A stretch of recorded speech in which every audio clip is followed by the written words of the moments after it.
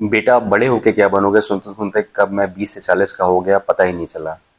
ऐसे ही आने वाले 20 साल कब बीत जाएंगे और मैं 40 से 60 का हो जाऊंगा। याद रखिए, आपके बच्चे की हायर एजुकेशन के लिए, नई कार खरीदने के लिए, नया घर खरीदने के लिए तो आपको लोन मिल सकता है, पर आपके रिटायरमेंट डेज के लिए आपको कोई भी लोन नहीं देने वाला। तो आइए एक सैम्पल रिटायरमेंट प्लानिंग वीडियो के माध्यम से जानते हैं कि आपको आपके रिटायरमेंट डेज की तैयारी किस तरीके से करनी चाहिए। नमस्कार। मैं हूं हरिओम त्रिपाठी, कानपुर की फाइनेंशियल कुंडली से एक सर्टिफाइड फाइनेंशियल प्लानर। और आज ना हम एक बहुत ही इंटरेस्टिंग चीज पर बात करने वाले हैं। एक डॉक्टर साहब की रिटायरमेंट प्लानिंग को हम बारीकी से समझेंगे एक केस स्टडी के जरिए। अक्सर जब हम रिटायरमेंट प्लानिंग की बात करते हैं ना, तो सब बड़ा मुश्किल सा लगता है ना? बड़े बड़े नंबर्स, कंफ्यूजिंग टर्म्स। इसीलिए आज हमने सोचा क्यों ना एक असली सैंपल प्लान ही देख लिया जाए। इससे हमें पता चलेगा कि एक 40 साल का डॉक्टर अपनी रिटायरमेंट के लिए कैसे सोच सकता है और ये सारी चीजें असल में काम कैसे करती हैं। तो ये है हमारा आज का रोड मैप। सबसे पहले डॉक्टर साहब का गोल क्या है, फिर देखेंगे कि उन्हें पैसों की जरूरत कितनी होगी, उस गोल तक पहुंचने के रास्ते क्या हैं और भी बहुत कुछ, सब कुछ एकदम स्टेप बाय स्टेप। तो कहानी शुरू होती है हमारे डॉक्टर साहब से।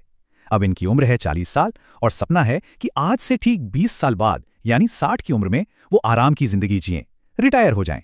अब देखिए, कोई भी फाइनेंशियल प्लान हवा में तो बनता नहीं है। उसकी नींव होती है कुछ जरूरी आंकड़ों पर, कुछ अजम्पशंस पर। तो चलिए पहले उन नंबर्स को समझते हैं जिन पर यह पूरा प्लान टिका है। तो सबसे पहली बात, डॉक्टर साहब की आज की उम्र, वो है 40 साल के। और यकीन मानिए, रिटायरमेंट प्लानिंग शुरू करने के लिए ये एक बेहतरीन उम्र है। क्यों? क्योंकि उनके पास समय का सबसे बड़ा हथियार है और उनका लक्ष्य है 60 साल की उम्र में रिटायर होना। इसका सीधा सा मतलब ये हुआ कि उनके पास अपना रिटायरमेंट फंड बनाने के लिए पूरे पूरे 20 साल हैं। ये 20 साल बहुत बहुत कीमती हैं। अच्छा, अब उनके आज के खर्चों की बात करते हैं। आज की तारीख में उनका महीने का खर्चा है करीब 1 लाख रुपए। और वो चाहते हैं कि रिटायरमेंट के बाद भी उनकी लाइफस्टाइल ऐसी ही बनी रहे, कोई समझौता ना करना पड़े। अब आता है कहानी में असली विलन, जिसे हम सब जानते हैं लेकिन अक्सर नजरअंदाज कर देते हैं। महंगाई, यानी इन्फ्लेशन। हमने यहां इसे 6% सालाना माना है। मतलब जो चीज आज 100 रुपए की है वो अगले साल 106 की हो जाएगी। और ये छोटा सा नंबर पूरा का पूरा खेल बदल देता है। और ये देखिए उस 6% का कमाल, या कहूं कहर। आज का जो 1 लाख रुपए महीने का खर्चा है ना, वो 20 साल बाद इसी 6% महंगाई की वजह से बढ़कर हो जाएगा 3,20,000 रुपए से भी ज्यादा।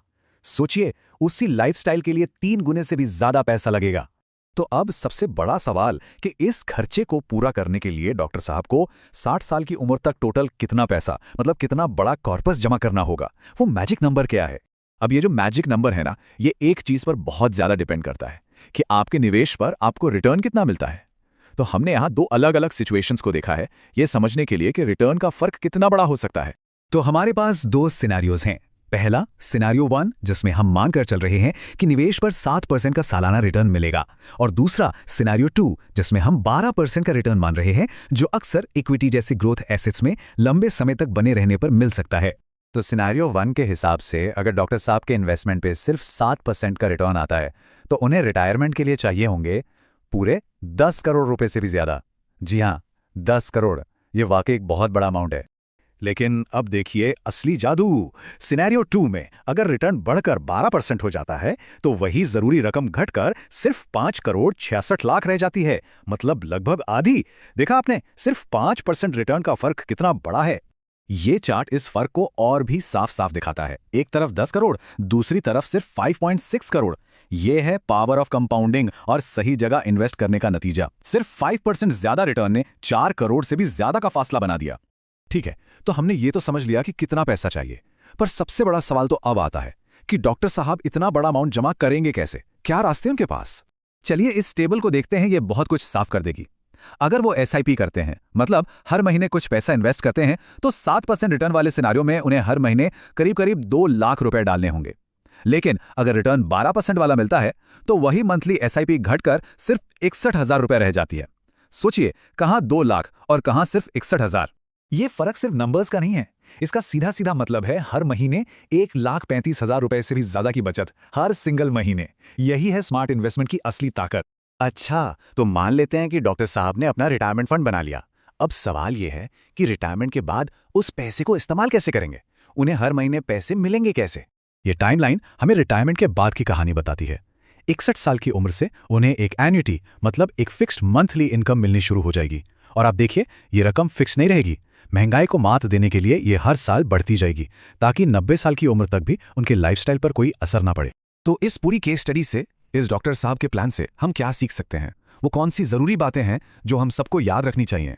सबसे पहली और सबसे जरूरी बात, जल्दी शुरू करें। समय आपका सबसे बड़ा दोस्त है, इसे गवाइए मत। दूसरी बात, महंगाई को कभी भी हल्के में मत लीजिए। ये एक साइलेंट किलर है जो धीरे धीरे आपके पैसे की कीमत कम कर देता है। तीसरी, रिटर्न की दर बहुत बहुत ज्यादा मैटर करती है, जैसा कि हमने देखा। और आखिर में एक प्लान बनाइए, एक क्लियर प्लान, क्योंकि बिना प्लान के कोई भी लक्ष्य बस एक सपना ही रह जाता है। और आखिर में एक सवाल जो मैं आप सबके लिए छोड़ रहा हूं, जब हम इस तरह से नंबर्स को सामने रख के एक ठोस प्लान देखते हैं, तो क्या रिटायरमेंट को लेकर हमारा नजरिया, हमारी सोच बदलती है? इस पर जरूर सोचिएगा। म्यूचुअल फंड निवेश बाजार जोखिमों के अधीन है। योजना से जुड़े सभी दस्तावेजों को ध्यान से पढ़ें।